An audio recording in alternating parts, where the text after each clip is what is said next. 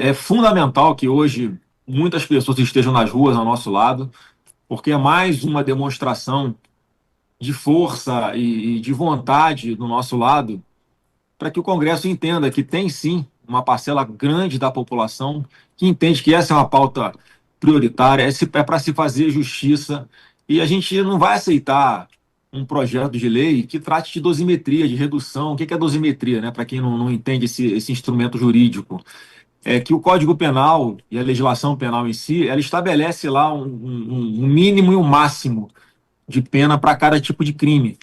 Então, coloca lá homicídio, né, de 4 a 20 anos, por exemplo, alguma coisa assim. Eles querem mexer na dosimetria desses crimes que as pessoas do 8 de janeiro, ou de situações conexas ao 8 de janeiro, foram condenadas, e no nosso ponto de vista, no ponto de vista eu acho que a grande maioria, na verdade, todos os juristas, Pitoli, sabem que as pessoas foram condenadas pelos crimes errados. A diferença é que tem aqueles que se posicionam publicamente, têm coragem de vir falar que o que aconteceu ali não foi um julgamento, e aqueles, né, que sabem que o que eu vou falar aqui é verdade, mas não podem se posicionar publicamente, né, seja porque tem algum medo de represália, seja porque estamos falando aí de Bolsonaro ou de pessoas do espectro político à direita. Portanto, eles querem mais é que as pessoas se explodam, e sejam condenadas à pena máxima para facilitar o projeto de poder da esquerda.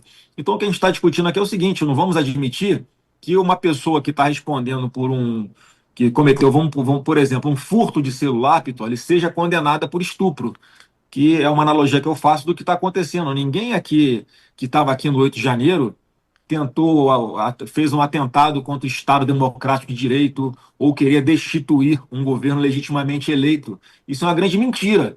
O que houve aqui foi a depredação de patrimônio público. Então não tem sentido você negociar, passar a pena da Débora do Batom de 14 para 8 anos, quando na verdade a pena máxima que ela poderia responder em tese, que eu acho que também não, ela nem depredação ao patrimônio público ela cometeu ao pichar na estátua aqui em Brasília de Batom, perdeu o Mané, ela não cometeu nem isso. E a pena para esse tipo de crime é de a punição é de detenção de 6 meses a no máximo 3 anos.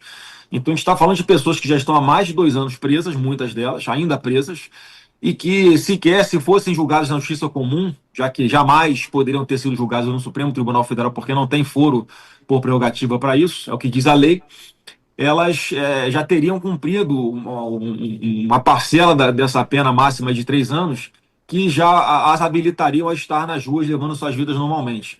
Então é por justiça essas pessoas, as pessoas que tiveram suas vidas dilaceradas, seja porque perderam um ente querido, como foi o caso mais emblemático, que é o caso do Clesão, que foi impedido de sair do hospital para cuidar da sua saúde por uma demora proposital do ministro Alexandre de Moraes em não deferir um recurso da defesa, e que houve a concordância, inclusive, do próprio Ministério Público Federal para que ele fosse para um hospital tratar da sua saúde. A demora em o Alexandre de Moraes tomar a decisão, do meu ponto de vista proposital, acabou resultando na morte do Clesão, ou aquelas famílias também que foram dilaceradas porque tiveram, né, um ente seu que teve que sair do país, porque sabia já que esse processo aqui não respeitou a ampla defesa, não respeitou o devido processo legal, não respeitou a série de prerrogativas dos seus advogados, assim, atropelou tudo. Eles foram julgados por alguém que, em tese, era vítima, e toda essa arquitetura que foi planejada por Alexandre de Moraes, com o suporte de alguns outros ministros do Supremo, ela foi premeditada desde lá de trás. Hoje em dia eu tenho muito essa clareza que tudo foi feito ali comendo pelas beiradas, né, minuciosamente, para chegar até o ponto que chegamos hoje, de ter um ex-presidente da República, uma pessoa inocente, uma pessoa que não cometeu crime nenhum, que foi julgada por seus inimigos numa turma aqui no Supremo Tribunal Federal, estivesse hoje preso, censurado, sem redes sociais, sem poder falar. O maior líder da direita não pode falar sequer às milhões de pessoas que gostam dele, que apoiam ele, que votaram nele e que querem ele de volta à presidência da República. Então a gente não vai aceitar esse projeto de dosimetria da pena, e é que a gente está pleiteando aqui, e é a importância desse ato de hoje, Pitoli, de muitas pessoas nas ruas, porque vai ser uma fotografia importante para que esse primeiro passo seja dado.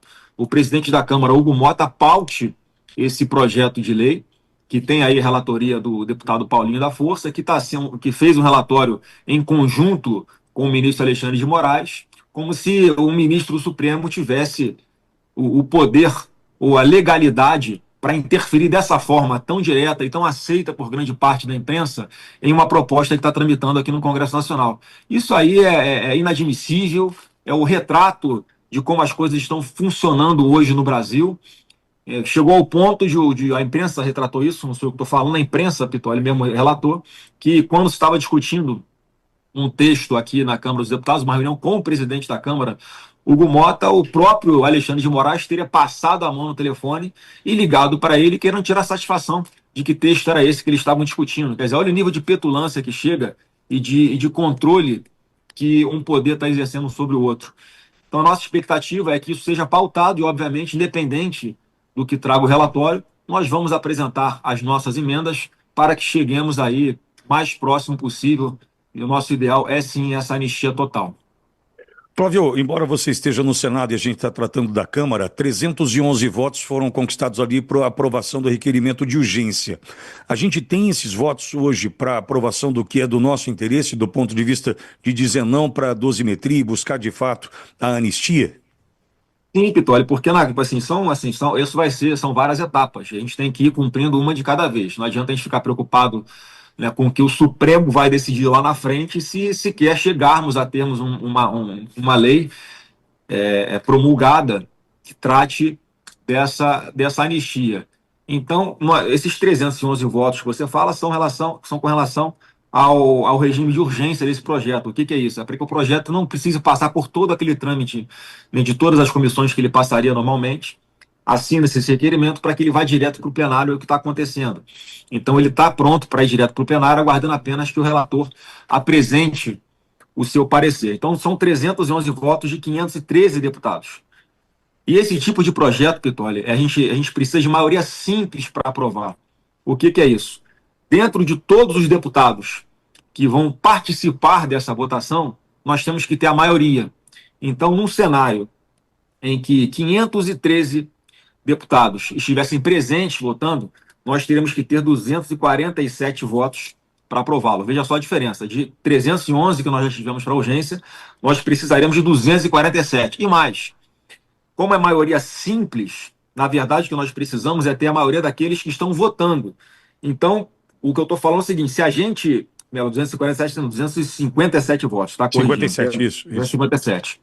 Então, se nós tivermos, por exemplo, 500 deputados votando, e não 513, a gente tem que ter 251 votos, quer dizer, não são mais 257, e assim sucessivamente. Então, como via de regra, não são todos os parlamentares que votam, a gente acredita que a gente tem sim essa maioria simples na Câmara. E um outro detalhe importante, né? É uma votação, Pitoli, em que cada lado, os lados têm que ter a maioria dos votos. Então, se vários parlamentares, deputados, por exemplo, que têm algum compromisso com o atual governo, mas concordam com a pauta da anistia, caso eles queiram nos ajudar, basta que eles não compareçam à votação. Isso, na prática, é voto a favor do projeto de lei da anistia. Então, veja como o cenário, no tocante a número de votos que nós precisamos nesse primeiro passo na Câmara, nós temos grandes chances, reais chances, de conseguir, sim, ultrapassar esse primeiro passo que é na Câmara. Então, eu tenho a convicção que nós, ainda que os 513 deputados votassem, nós temos mais do que esses 257 votos para aprovar um projeto de lei de anistia.